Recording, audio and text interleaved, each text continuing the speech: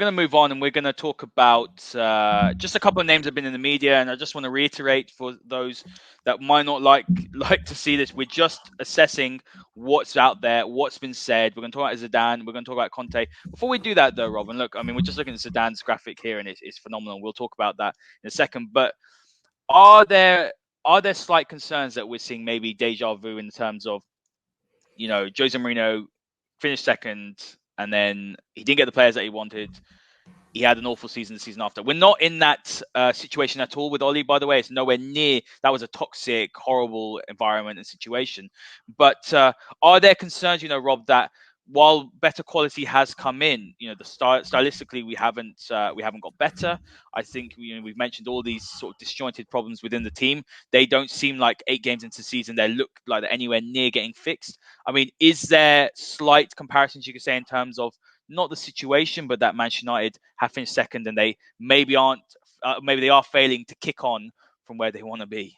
Right, let's stop tap dancing around football questions and let's be straight about it. There were issues with Jose Mourinho. They were toxic. They were horrible. It blew up. It was the end. He was gone. There are issues with what Ole's doing at the moment. Now, Ole's had tons of praise from me, and I've backed him, and I still back him, and I will continue to back him because I think that he can get it right.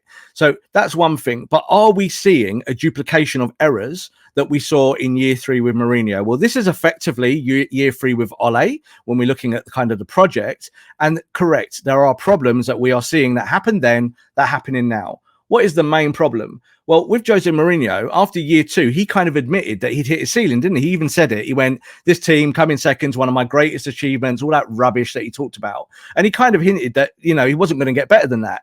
And we could see it on the pitch. It wasn't looking good. So at the end of that year 2, it looked a bit weird. And then year 3 started, and we were all kind of sat there at Old Trafford going, this ain't going to be pretty this year. This year with Ole Gunnar Solskjaer, there are similarities there. So we got second last year, and that was an achievement in what it was, but it's not a trophy. And we all said we need to make signings and we need to see progression at the start of year 3.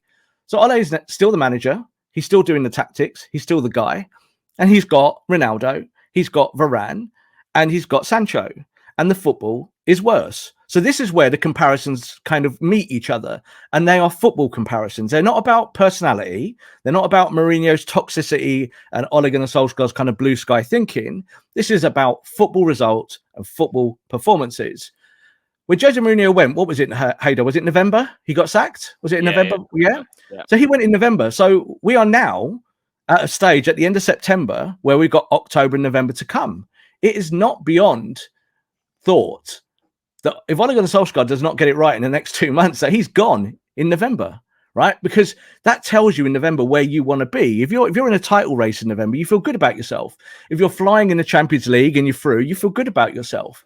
But if you're out the Champions League and you're 4th, 5th, 6th, or 7th, which I look at this Man United team and I kind of think, have I seen 6 better teams in the Premier League this year? And the answer it's not a quality point though, Rob, because United have it's not quality point. So much quality in this squad. So people said about Jose that the issue was that he didn't get Maguire. So he didn't get Maguire at the end of year 2. So year 3 collapsed. And I said it's got nothing to do with that. It was more about his tactics. It was more about tempo. Like you mentioned that earlier on, and we should have tried to kind of dived deeper into that, because I think tempo is one reason why Man United don't look particularly good at the moment. But you look at Ole, he has got pieces now that he didn't have in the last 2 or 3 seasons. So he has to do better. The tactics have to reflect the quality of talent that you have, and they are not. So I think in football terms, we've got every right to sit here on our high horses. And as journalists, I'm a football journalist, I can say, Ole, you need to be doing better. Yes, you're only a point off the top. I think you've got the same points as Man City, but no one cares on the date of September the 26th where you are in the Premier League. People care in a month or 2 or 3. And for me, that's going to be the crunch.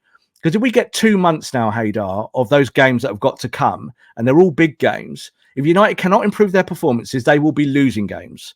And if they lose games, this manager is gone. It's as simple as that. Rob, I want to address it because there's there's a comment here from Ronan saying, what makes you firstly, what makes you think that Ole can win a trophy, major trophy, and the second one is as long as he gets top 4, he's safe.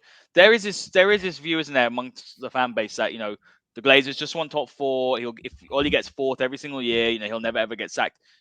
What is your view on that? That's been totally correct in the last 2 seasons. So we've seen that in terms of the rebuilding process. They went for someone with maybe less expectation, less expertise. You know, you take Mourinho, he's a Hall of Fame manager. It doesn't work. He's on a huge contract. You bin him. You get a guy who's on less contract but knows the football club a bit better. So that's been an on-rolling process. Now, it's right to say that I think even in the last 10 years, that the Glazers' objective is to stay in the top four. But that's the minimum standard. If you come fourth, you survive for another season and you get on with it. But it doesn't mean you keep your job as a manager. It just means that the football club can roll over into the next season. But I'm telling you this, you buy Cristiano Ronaldo, the expectation is not to come fourth. The Glazers are not going to sit there and buy Tom Brady for their NFL franchise and think anything but we want to win the NFL. So this is kind of where they think they are sports owners. So they want to win those trophies because it makes them more money. So if you win the Premier League with Cristiano Ronaldo, that picture of him holding the Premier League trophy is worth billions. Really, really is. It's worth an incredible amount of money. So that's why the Glazers have done it. That's why they've pulled the trigger. They want to sell more shirts. They want more commerce. They want to make more money. They want to protect their profits. But I tell you what, if you get forward and it's Ole who looks like he's the guy stopping that, and this is why we're talking about it, it's tactics, then he's gone. So you've got these 2 months now that I think are really, really important, because it was the same thing that Chelsea fans and Chelsea people were saying about Frank Lampard.